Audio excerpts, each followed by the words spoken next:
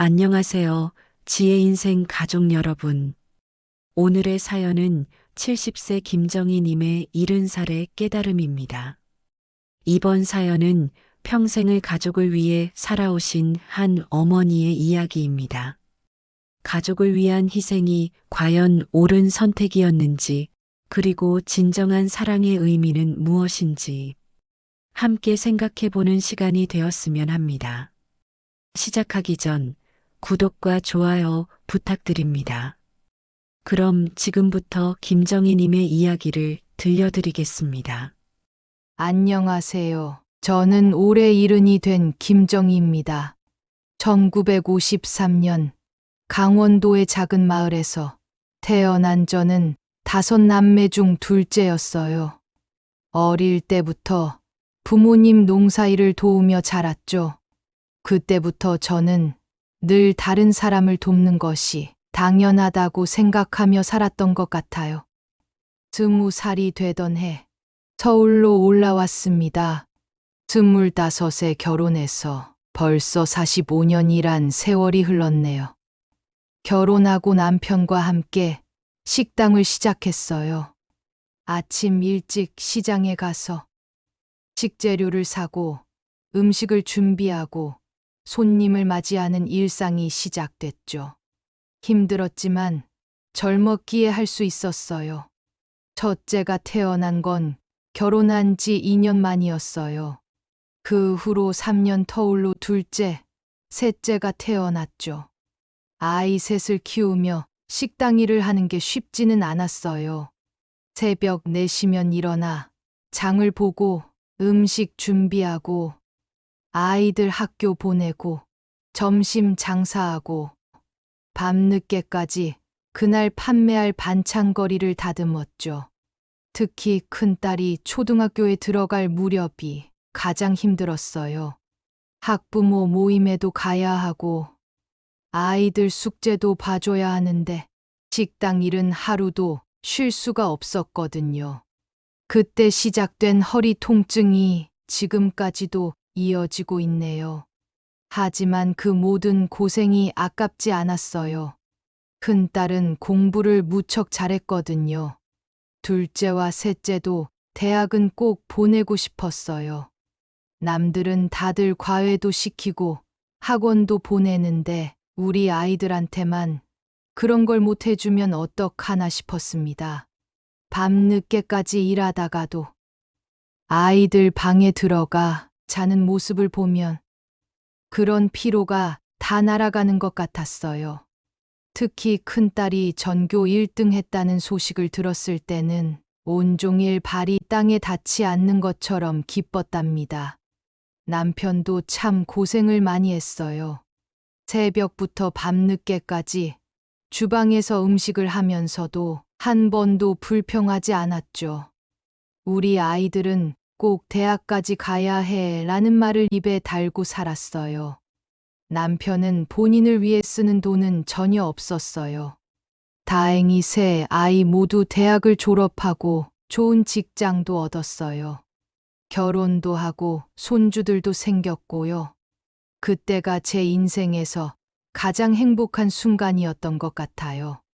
고생 끝에 낙이 온다더니 정말 그런가 싶었죠. 하지만 그 행복도 잠시.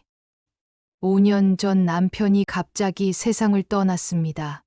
평소처럼 아침 일찍 시장을 다녀오겠다며 나간 남편이 시장 한복판에서 쓰러졌다는 연락을 받았어요. 심장마비였죠. 그동안 쌓인 과로가 원인이었다고 해요. 남편의 빈자리는 생각보다 훨씬 컸습니다. 물론 경제적인 것도 있었지만 그보다 더 큰 건 심리적인 것이었어요. 40년 넘게 매일 아침, 여보, 다녀올게라고 하며 나가던 사람이 이제는 영영 돌아올 수 없다는 걸 받아들이기가 너무 힘들었습니다. 장례를 치르고 난 후 큰딸이 식당은 정리하는 게 어떻겠냐고 제안했어요. 저도 더 이상 혼자서 식당을 운영할 자신이 없었어요. 40년 동안 해온 일을 정리한다는 게 쉽지는 않았지만 그래도 그동안 모아둔 돈도 있고 매달 나오는 연금도 있으니 혼자 살기에는 충분하다고 생각했어요. 그런데 문제는 그때부터 시작됐습니다. 남편이 떠나고 6개월이 채 지나지 않았을 때 동생이 찾아왔어요. 코로나로 가게가 어려워져서 급하게 사업 자금이 필요하다는 거였죠. 5천만 원. 제 통장에 남아있던 돈의 절반이었어요. 처음에는 망설였습니다. 하지만 동생은 6개월만 기다려달라고 했어요. 누나, 내가 평생 돈 빌린 적 없잖아. 이번이 처음이자 마지막일 거야. 꼭 갚을게. 그 말을 믿었죠. 평생 고생만 한 동생이었으니까요. 그리고 얼마 지나지 않아 큰딸에게서 연락이 왔어요. 남편과 이혼하게 됐다는 거예요. 사위가 하는 사업이 어려움을 겪어 항상 돈 때문에 싸움이 끊이지 않았었죠. 손주들 둘을 데리고 와서 울더군요. 당장 집도 생활비도 필요한 상황. 남은 돈 3천만 원을 딸에게 주며 나중에 여유되면 갚아라 했습니다. 그러다 둘째가 사업을 한다며 투자금을 요청했고, 셋째는 전세 자금이 부족하다고 했어요. 그때마다 저는 적금을 깨고 보험을 해약하고 심지어 집을 담보로 대출까지 받았습니다. 자식들이니까 도와줘야지 하는 마음뿐이었죠. 돈을 빌려줄 때마다 아이들은 꼭 갚겠다고 약속했어요. 하지만 현실은 달랐습니다. 6개월이면 갚겠다던 동생은 2년이 지나도록 연락도 없었고, 큰딸은 점점 당연하게 도움을 요구했어요. 둘째는 사업이 잘 안 풀린다며 추가 투자를 요청했고, 셋째는 이자도 제때 보내주지 않았죠. 어느 날 통장 잔고를 보니 마음이 철렁 내려앉았어요. 그동안 모아둔 돈은 바닥이 났고 대출금 이자를 내기도 빠듯한 상황이 됐더군요. 허리 통증이 심해져서 병원에 가봐야 하는데 진료비가 부담스러워 미루고 있었어요. 밤마다 식은땀을 흘리며 잠에서 깼습니다. 내가 잘못한 걸까? 너무 쉽게 돈을 빌려준 걸까? 하는 생각이 머릿속을 맴돌았어요. 자식들을 위해, 동생을 위해 모든 걸 내어준 제가 이제는 혼자 알아야 하는 상황이 된 거죠. 지난달 더 이상 참을 수 없는 허리 통증에 병원을 찾았습니다. 평소 같았으면 동네 정형외과에서 주사 한 대 맞고 말았겠지만 이번에는 달랐어요. 다리까지 저리고 마비가 오는 느낌이 들어서 큰 병원을 찾아갔죠. MRI 검사 결과가 나왔을 때 의사 선생님의 표정이 심각했어요. 척추관 협착증이 많이 진행됐다고 했죠. 어머니, 수술이 필요하세요. 더 미루시면 걷기도 힘들어질 수 있습니다. 그 말을 듣는 순간 눈앞이 캄캄해졌어요. 수술비가 얼마나 들까 물어보니 보험 적용을 받아도 1,000만 원 가까이 든다고 했습니다. 그 돈이 없었어요. 집으로 돌아오는 길, 버스 안에서 한없이 울었습니다. 며칠을 고민하다가 용기를 내어 큰딸에게 전화를 걸었어요. 수술비가 필요한데 말끝을 맺지 못하고 있는데 딸이 한숨을 쉬더군요. 엄마, 미안한데 저도 지금 애들 학원비 내기도 빠듯해요. 게다가 엄마가 주신 돈도 아직 다 못 갚았잖아요. 둘째한테 전화했더니 받지를 않았어요. 나중에 문자가 왔더군요. 어머니, 사업이 너무 어려워서 저도 이자 갚기도 힘들어요. 죄송합니다. 셋째는 전화를 받긴 했지만 대출이자 내느라 여유가 없다고 했어요. 어머니, 제가 갚아야 할 돈도 있는데 어떻게 더 빌릴 수가 있겠어요? 그제야 처절하게 깨달았습니다. 제가 그동안 자식들에게 돈을 빌려준 게 아니라 그들의 인생을 망치고 있었던 거예요. 돈 때문에 서로 부담스러워하고 미안해하고 그러다 보니 관계마저 서먹해진 거죠. 명절에도 자식들은 예전처럼 찾아오지 않았어요. 가끔 오더라도 어색한 인사만 나누다가 서둘러 돌아가기 일쑤였죠. 손주들과 찍은 사진을 보며 혼자 밥을 먹는 날이 많아졌어요. 어느 날은 큰딸이 엄마가 돈을 너무 쉽게 빌려주신 것 같아요. 동생들한테도 그렇게 주시니까 서로 눈치 보네요. 라고 하더군요.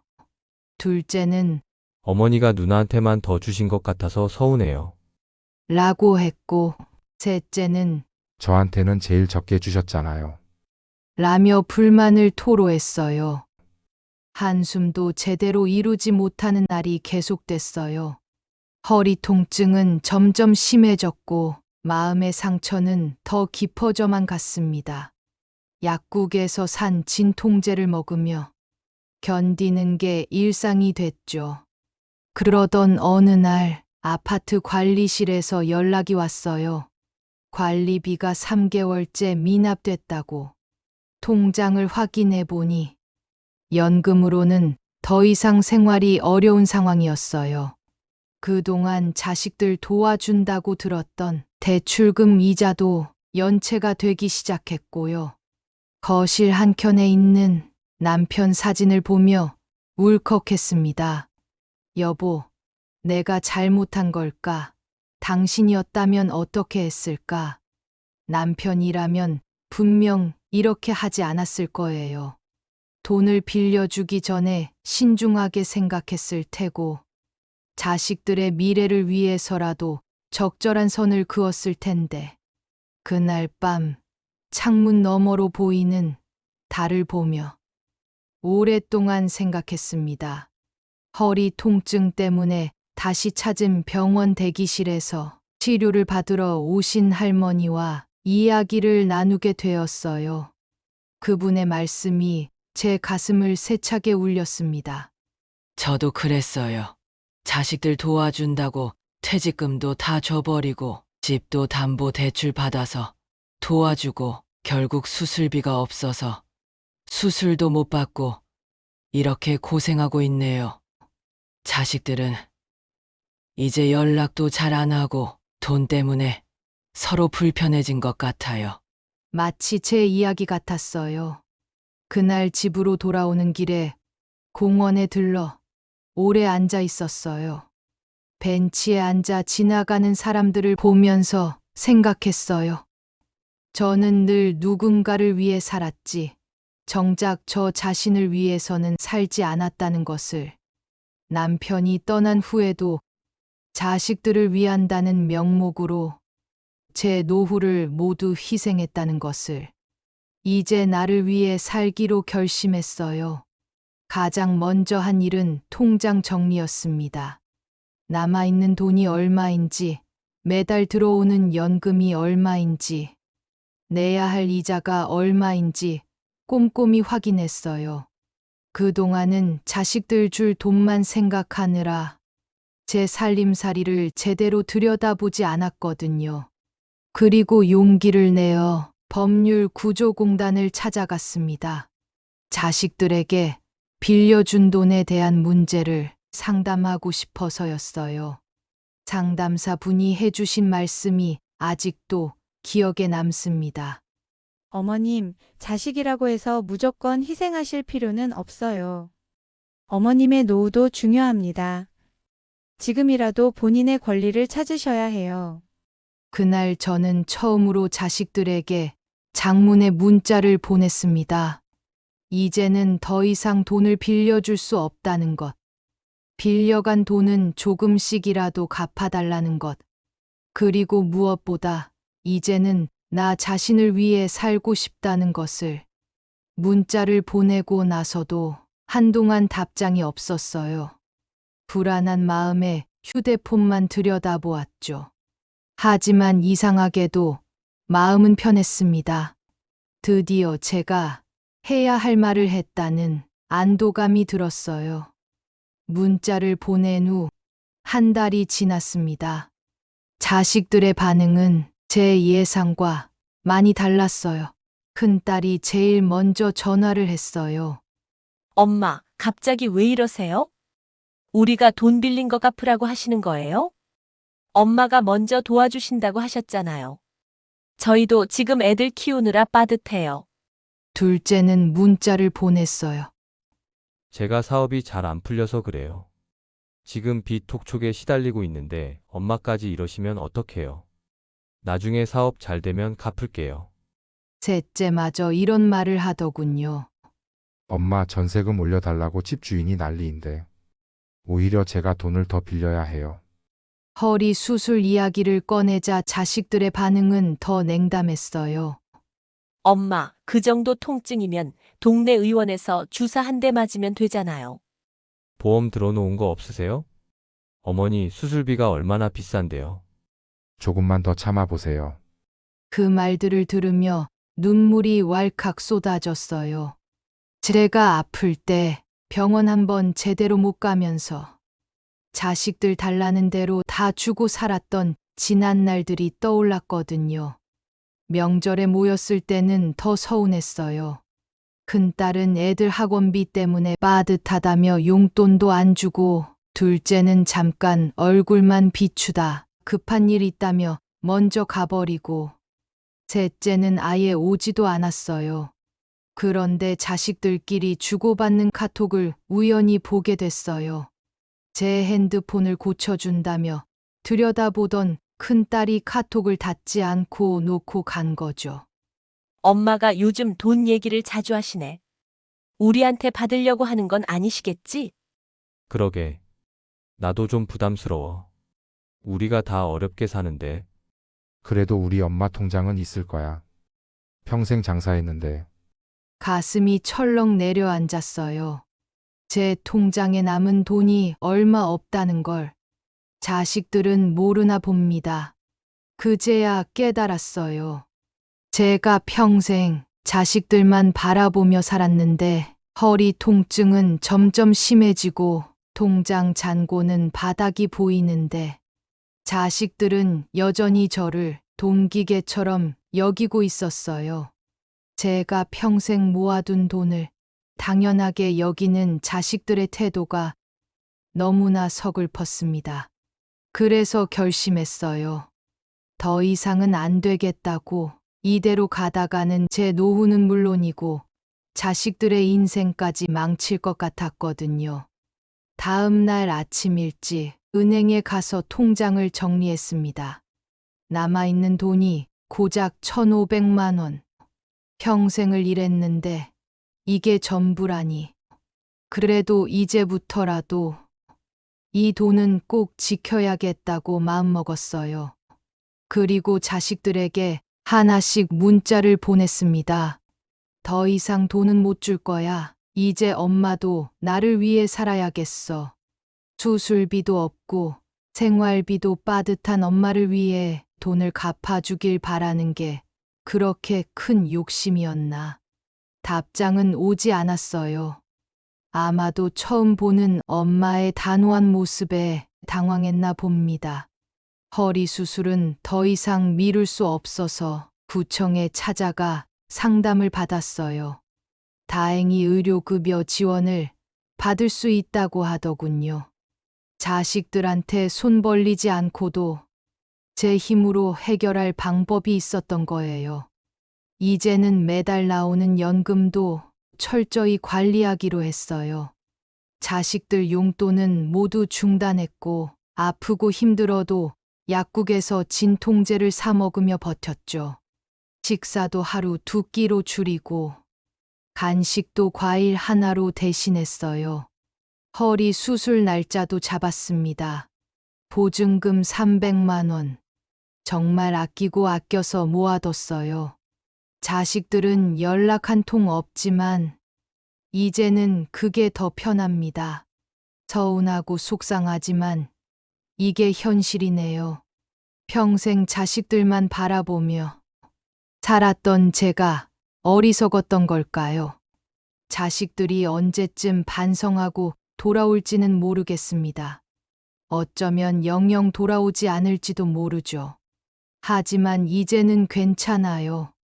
나를 위해 살기로 한 이 결심이 처음으로 제대로 한 선택인 것 같으니까요.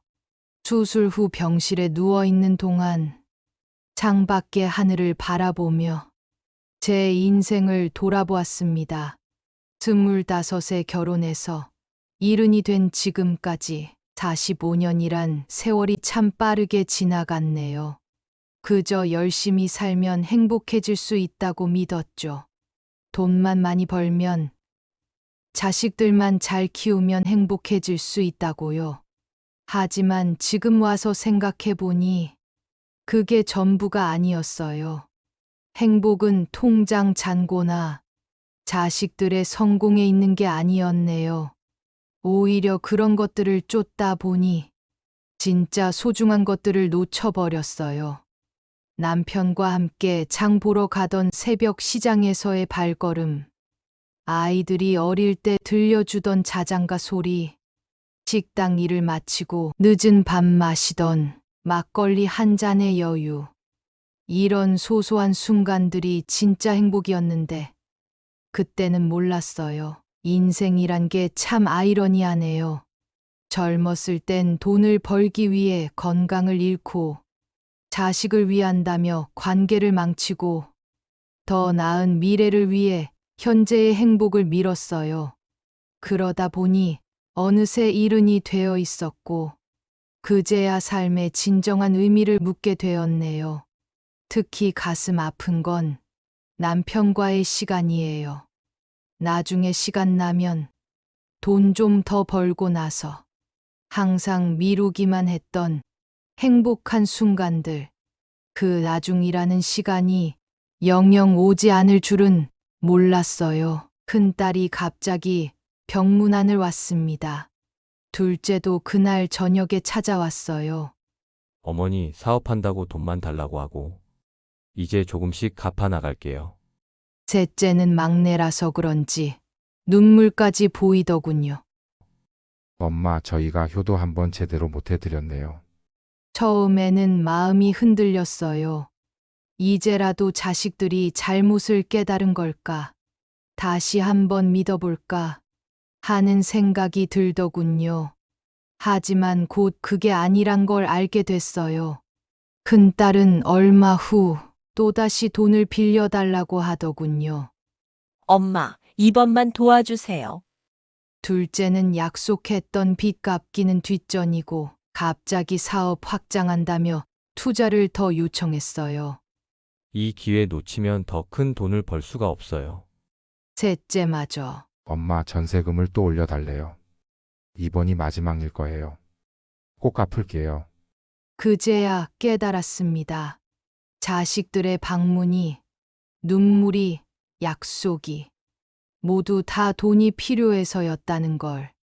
그래서 결심했어요. 이제는 정말 끝이다. 더 이상은 안 된다. 단호하게 거절했습니다.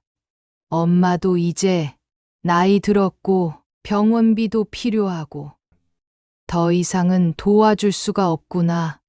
그러자 자식들의 태도가 또다시 달라지더군요. 서운하다는 눈빛, 못마땅한 표정, 그리고 발걸음은 또다시 뜸해졌어요. 이제는 알았어요. 자식이라고 무조건 믿으면 안 된다는 걸.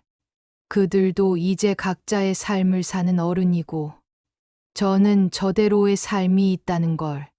자식에 대한 기대, 그건 곧 실망이 된다는 걸. 이제는 정말 제 자신만 믿고 살아야겠다고. 이상하게도 이런 깨달음이 오니 마음이 더 편해졌어요. 평생을 자식들만을 위해 살아왔던 제 인생을 되돌아보니 씁쓸함과 동시에 새로운 희망이 느껴졌어요. 허리 수술 후 병원에서 만난 다른 환자들과 이야기를 나누면서 제 경험이 결코 특별하지 않다는 걸 알게 됐습니다. 많은 부모님들이 비슷한 고민을 하고 있었고, 어떤 분들은 저보다 더 힘든 상황에 놓여 있었죠. 제가 평생 자식들을 위해 희생해 왔지만 정작 제 자신은 소홀히 했다는 걸 깨달았으니까요. 그동안 얼마나 많은 꿈과 희망을 포기해 왔는지 모릅니다. 재활 치료를 받으면서 새로운 취미도 찾았어요. 병원에서 운영하는 노인 프로그램에 요가와 그림 그리기 수업이 정말 재미있더라고요. 특히 수채화 그리기에 흥미를 느꼈어요. 50년 넘게 식당 일만 하다가 처음으로 제 취미를 발견한 거예요. 요즘은 동네 경로당에도 자주 나가요. 비슷한 연배의 어머니들과 이야기를 나누다 보면 제가 혼자가 아니라는 걸 느낍니다. 우리는 서로의 아픔과 희망을 나누고 때로는 웃고 때로는 울며 서로를 위로합니다. 수술 후 만난 사회복지사의 도움으로 앞으로의 노후 계획도 세우기 시작했어요. 연금과 저축을 효율적으로 관리하는 방법, 노인을 위한 다양한 복지 서비스에 대해 배웠습니다. 이제는 누군가에게 의지하기보다는 제 스스로 해결책을 찾아 나가는 힘을 기르고 있어요. 자식들과의 관계는 여전히 쉽지 않습니다. 각자의 삶이 만만치 않은 현실 속에서 우리 가족도 헤어나기 힘든 어려움에 처해 있어요. 한 명씩 전화할 때마다 느껴지는 숨겨진 고단함. 그 이면의 고통이 제 마음을 무겁게 합니다. 큰딸의 목소리는 늘 피곤함으로 가득 차 있고, 둘째의 사업 고민은 깊어만 가고 있습니다. 아이들의 이야기를 들을 때마다 제 마음은 아프고 쓰라립니다. 그들의 고통을 내 것처럼 느끼면서도 더 이상 경제적으로 도와줄 수 없다는 사실에 가슴이 먹먹해집니다. 하지만 이제는 달라졌어요. 과거처럼 무조건적인 희생과 지원으로 그들의 삶을 대신할 수 없다는 걸 깨달았습니다. 돈으로 연결되던 관계에서 진심으로 서로를 존중하는 관계로 천천히 변화하고 있습니다.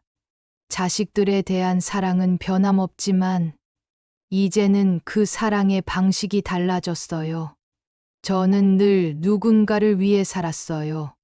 처음에는 부모님을 위해, 그 다음은 남편을 위해, 그리고 자식들을 위해. 베푸는 게 모성이다.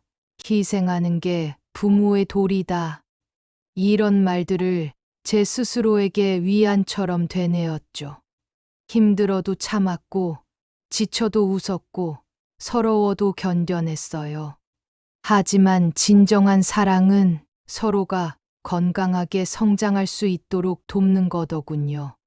이렇게 긴 이야기를 들려드렸는데, 저는 이른이 되어서야 이 단순한 진리를 깨달았어요. 당신의 인생은 당신의 것이라는 평범한 진리입니다. 평생을 자식들과 가족을 위해 달려왔지만 그 희생이 때로는 독이 될 수 있다는 것도 알게 됐죠. 제가 겪은 실수와 후회를 통해 비슷한 상황에 계신 분들께 몇 가지 말씀을 드리고 싶습니다. 첫째, 자식에 대한 사랑과 희생을 혼동하지 마세요. 진정한 사랑은 서로가 독립적인 인격체로 성장하도록 돕는 것입니다. 과도한 희생은 오히려 자식의 자립심을 해치고 부모 자식 간의 관계도 왜곡시킬 수 있어요. 둘째, 노후 자금은 절대 타인을 위해 쓰지 마세요. 자식이라고 해도 예외는 없습니다. 그것은 우리의 마지막 안전망이자 노후를 위한 필수품이에요. 셋째, 건강은 그 무엇과도 바꿀 수 없습니다. 아플 때 병원 한 번 가지 못하는 것만큼 서글픈 일은 없다는 걸 이제야 깨달았어요. 건강할 때 건강을 지키세요. 넷째, 나중에라는 말로 행복을 미루지 마세요. 나중은 결코 오지 않을 수 있습니다. 지금 이 순간부터 시작하세요. 작은 것부터라도 자신을 위한 시간을 가지세요. 이것이 제가 70년을 살며 얻은 가장 소중한 지혜입니다. 지금까지 김정희님의 70살의 깨달음이었습니다. 오늘 이 사연을 통해 우리는 다시 한번 생각해 보게 됩니다. 진정한 사랑이란 무엇인지, 그리고 나를 위한 삶이란 무엇인지, 무조건적인 희생이 아닌, 혹시 지금 이 영상을 보고 계신 분들 중에서도 비슷한 고민을 하고 계신 분이 계시다면 오늘 김정희님의 이야기가 작은 위로와 용기가 되었길 바랍니다. 우리는 누군가의 부모이기 이전에 한 사람의 온전한 인생을 살아가는 주인공입니다. 늦었다고 생각하지 마세요. 지금 이 순간부터라도 여러분을 위한 삶을 시작하세요. 다음 영상에서는 더 따뜻한 이야기로 찾아뵙겠습니다. 구독과 좋아요, 그리고 알림 설정은 다음 영상을 만드는데 큰 힘이 됩니다. 시청해주셔서 감사합니다. 여러분의 하루가 행복으로 가득하길 바랍니다.